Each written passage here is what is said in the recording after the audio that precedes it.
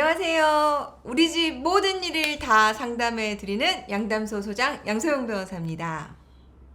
안녕하세요. 은근가끈기 김선영 변호사입니다. 항상 이렇게 인사가 늦게 들어와요. 좀 바로바로 좀 들어와야지. 네.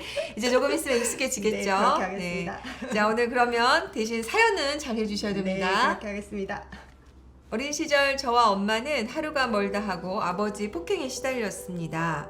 아버지는 생활비도 제대로 주지 않았고 엄마가 식당 아르바이트를 해서 제가 학교에 다닐 수 있었죠. 가정을 힘겹게 지켜오던 엄마는 제가 중학교 들어갈 무렵 아버지에게 이혼을 요구했습니다. 하지만 아버지의 반대로 이혼 소송까지 진행하게 됐는데요. 소송 과정에서 저는 엄마가 겪은 일들에 대해 진술서를 작성을 했고 아버지는 이 일을 원망하면서 저와의 연락을 끊었습니다. 그 후 아버지가 재혼했다는 말만 전해 들었습니다. 엄마는 이혼 후 재산분할로 받은 돈으로 월세집을 구해 저를 힘겹게 키웠습니다. 제가 결혼한 후에는 함께 지내면서 저희 아이들을 돌봐주시고 제가 생활비를 드리고 있습니다. 그런데 최근 아버지가 재혼한 분과도 이혼을 했다는 것과 위암 수술 후 완치 중이라는 말을 전해왔습니다. 얼마 전에 아버지에게서 연락이 왔는데요. 딸내미가 떵떵거리며 잘 살면서 아버지도 돌보지 않느냐, 건강이 안 좋아 직장도 잘랐다며 그간 대출받아서 사용한 수술비와 월 200만 원씩 부양료를 달라고 하십니다. 아버지를 떠올리면 고통스러운 기억밖에 없는데 제가 딸이라는 이유로 매월 200만 원씩 부양료를 드려야 할까요? 네. 오늘은 지금 부양료와 관련된 사연이 왔네요. 김선영 변호사님 어떻습니까? 네. 일단 먼저 법적으로 네. 성인 자녀가 부모를 부양해야 할 의무가 네. 민법상 어떻게 되어 있죠? 예, 그 민법 제974조가 부모 자식 간의 부양 의무에 대해서 규정을 하고 있습니다. 네. 즉 부모 자식 간에도 그 부양 의무가 있기는 한데요. 다만 성년 자녀의 그 부양 의무는 2차적 부양 의무를 부담한다고 할 수 있습니다.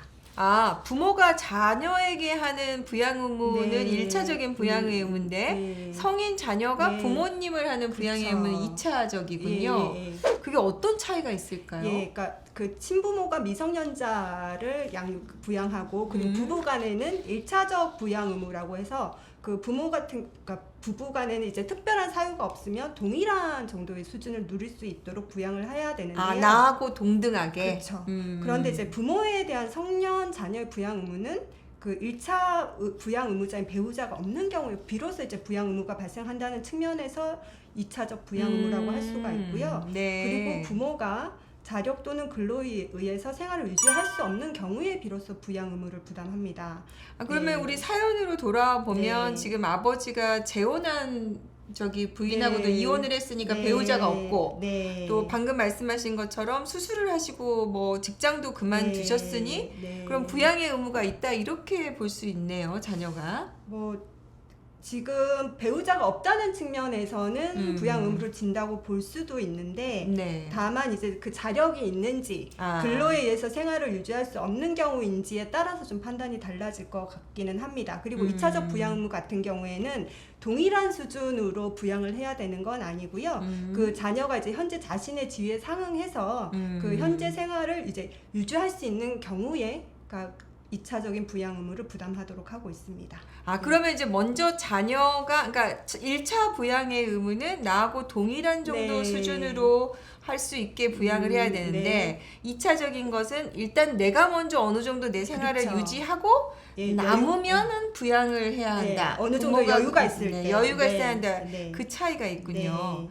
네. 사연으로 돌아보면 지금 근데 사실 부모님 부양해야죠, 자녀가. 그렇게 그렇지 않아요? 그렇죠. 그러는데 지금 이것처럼 가족을 네. 폭행하고 생활비도 그렇죠. 주지 않고 뭐 네. 그동안에 재혼해가지고 쳐다보지도 않으셨다고 네. 돼 있는데 네.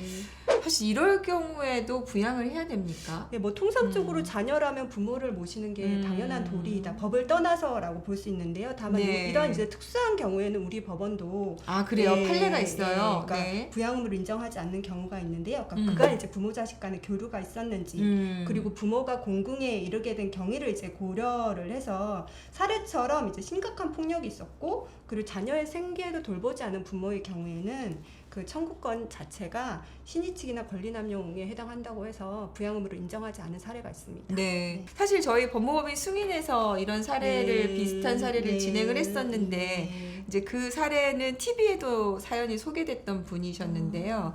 이런 상황에서 자녀들이 부양을 해야 되니 하는데 법원이 그걸 신의칙으로 네. 신의성실 원칙에 네. 반한다. 네. 이런 부모가 부양료 청구하는 것 자체가 신의성실 원칙에 반한다는 이유로 부양 청구를 기각을 하더군요. 네. 그게 이제 대법원까지 가서 저희가 승소를 했는데요. 아마 이 사연도 지금 비슷한 결론이 나지 않을까 네, 그런 것 싶은데 같습니다.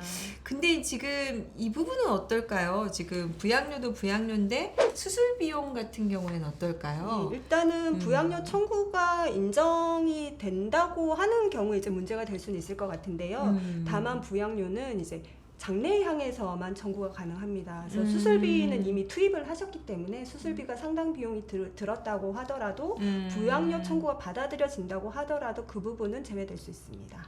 아, 그렇군요. 그러니까 과거에 지금 벌어진 일들에 대해서는 아예 청구가 네, 어렵다는 말씀이네요. 그렇습니다. 그러니까 네. 부양료 청구라는 것은 장래에 향해서만 네, 청구할 수 있는 네, 거라서. 네. 네. 그런데 이제 사실 이 사례 같은 경우에는 네. 지금 부모님이 조금 나빠 보여요. 네. 그죠? 저희가 뭐 배드 파더스, 네. 배드 페런츠 이렇게 네. 하는데 이제 그런 케이스인데 네. 사실 일반적인 경우에는 부모님들이 네. 그러시지 않으시잖아요. 그렇습니다.